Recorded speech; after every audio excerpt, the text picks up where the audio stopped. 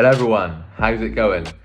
OCD is so crafty in how it will operate around your intentions, okay? Whether you did something deliberately, whether you did something on purpose. I'll give you an example. So quite often on coaching calls, and I had to break this down myself, by the way, because I was stuck with chronic guilt and shame, OCD latching to my intentions, what I wanted to do on purpose, whether I meant to do something, whether I wanted to do that. So I had to break this down a lot myself, but I spend a lot of time on coaching calls breaking this down, and we work together to break it down together. So you can really see sort of a rational perspective. But what OCD is going to do, it's going to doubt every one of your intentions. Okay, so let's use an example. Let's say you lose your job. Okay, you get fired for whatever reason. And initially, we'll say, okay, can you learn to accept yourself if you lost the job? Can you learn to accept yourself with whatever you've done, meaning you've lost the job? And then what often happens, people will say, okay, I can accept that I've lost my job, but I didn't want to do that. I didn't want to make the mistake. I didn't mean to do that. But OCD, what it will do, it will say, yes, but you intentionally fucked up.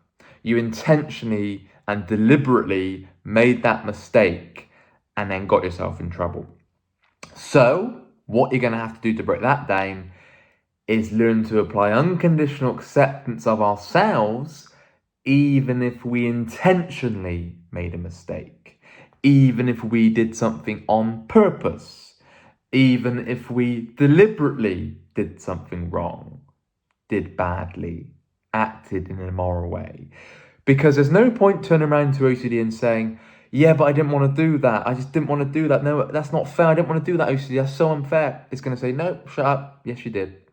Right? Many times I got caught in that cycle where I kept sort of arguing back with OCD, saying, yeah, but hang on a minute, I didn't want that thought. You're telling me that I wanted the thought. I didn't want that thought. It's going to say, no, you had the thought. That thought came in at that really unwanted time. That means you wanted it. You enjoyed it. Yeah, but I didn't want that thought, Sam. What do you mean? No. And I just got into an argument. It didn't work, right? Because you're arguing with your own brain. You don't really want to be doing that because you can't win an argument with OCD, okay? OCD is excellent con artist. It can convince you in seconds, okay? So you've then got to go down the path of, okay, even if I intentionally wanted this thought, acceptance isn't agreement here, having compassion isn't agreement, always remember that. How could I learn to accept myself even if I wanted this thought, even if I did enjoy this thought? Because if you can't learn to accept that unconditionally, OCD will hold the upper hand, I'm afraid. OCD will call the shots to your life because it's going to get into something that you can't accept. It's going to look for anything. It's going to scan for anything that's going to doubt your intentions, any kind of thought, anything in the past. Oh, did you do that on purpose? Did you do that intentionally? This thing in the past. And even if you say, no, I didn't do that. It's just a mistake that happened. Let's say you're driving, because I had driving OCD really bad. Let's say I just changed lane, for example, and it turns out I knocked somebody off, right? And it was a complete accident. Didn't even see them, right? OCD, your brain's going to say, no, you wanted to do that. You intentionally looked in the mirror and thought, oh, I'll knock them off. That's what OCD will tell you. Okay, so you can't back that back. You can't go, no, I didn't. No, promise, OCD, I didn't know they were there. It's not going to work because OCD go, nope, you can't be let off the hook ever in your life now. You're sentenced to a lifetime of guilt. That's it. You're stuck forever. Get on with it. And you go, oh my God, yeah, but I didn't, OCD, I promise it's not going to work. This is why you're going to have to go down the route of the worst case scenario and learning to unconditionally accept that even if you intentionally did something wrong. It happens with our OCD as well. I'm going to talk about HOCD, but let's look at our OCD as well, where it'll be, yeah, but hang on, you've chose to stay with somebody even if you weren't attracted to them. You intentionally chose to do that. You intentionally decided to stay with somebody. You could just leave them now and be happier. If you just did that, Sam, you could leave them. If you just get on with it, you could leave them. It's going to do all of that, okay? So you'd be like, well, no, you intentionally knew to stay with them even if you weren't attracted to them, and now it's all your fault because you're trapped in the relationship. You could have just left them. It's going to do all of that, okay? Even though it's going to numb all those feelings of attraction, even though it's going to numb all kinds of affection, all kinds of intimacy, it's going to exasperate anything that your partner does that you don't like. It's going to focus in on that. It's going to zoom in. It's going to zone in and go, right, you need to leave because of that. And it's like, yeah, but you knew this, Sam, and you didn't leave. It's going to do all of that, okay? It's going to do all of that. HOCD, right? You could say, yeah, but I don't want to be gay. I find I like women. I don't want to be gay. But nope, you want that. You intentionally thought that. You thought that at that unwanted time during intimacy. You had this intrusive thought about a man, and you enjoyed it. You deliberately thought of it. Therefore, that's it. You'd be like, hang on a minute. No, I didn't want that thought though. I didn't want to think that. I was trying to run away from it. Nope. You thought that, therefore you intentionally thought this, therefore you are gay, and that's it. And that's what this is going to do, right? So you've got to break down worst case scenario, that even if you did intentionally think this thing, even if your intentions were to make a mistake, even if your intentions were to act illegally, act immorally, because humans do that.